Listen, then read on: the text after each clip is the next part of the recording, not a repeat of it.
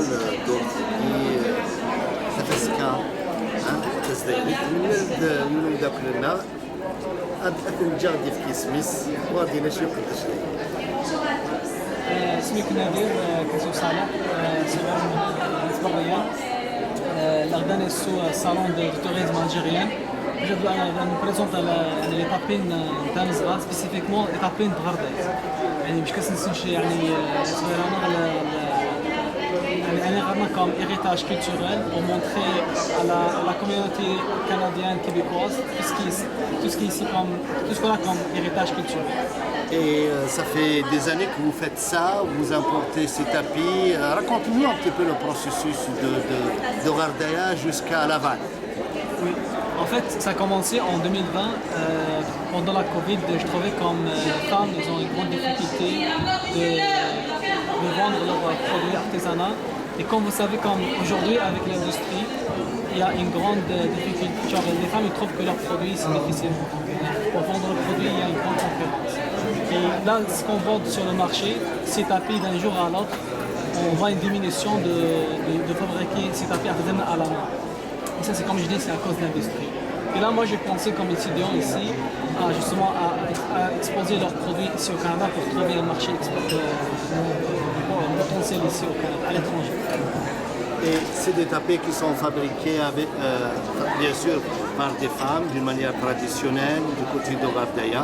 Et vous les importez ici pour les faire connaître tout ça.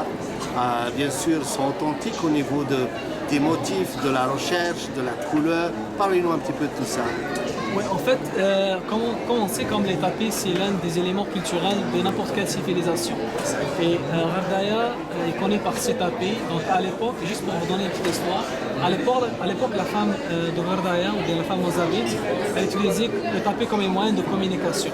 Donc si on prend un tapis, on trouve qu'il y a plein de symboles. Chaque symbole elle a une signification dans la vie quotidienne, que ce soit la naissance, la mort, le mariage, la fécondité, puis il y a même des symboles des animaux.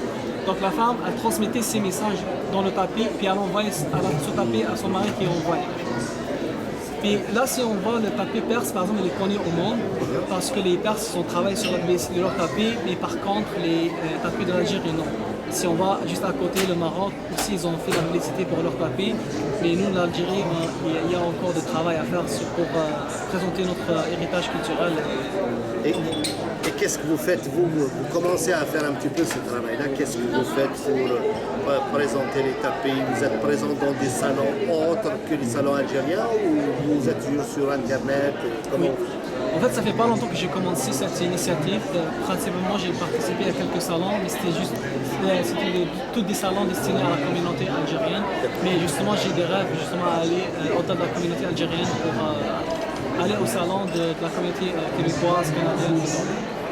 Ben, on vous souhaite le meilleur des chances si vous avez un produit d'une valeur inestimable. Ben, merci. Rappelez-nous juste votre compagnie et puis c'est un site web où les gens peuvent retrouver vos produits. Tout ça. Oui, c'est Tapis Tamzra, donc il y a une page Facebook ou bien la page Instagram. Merci. Merci.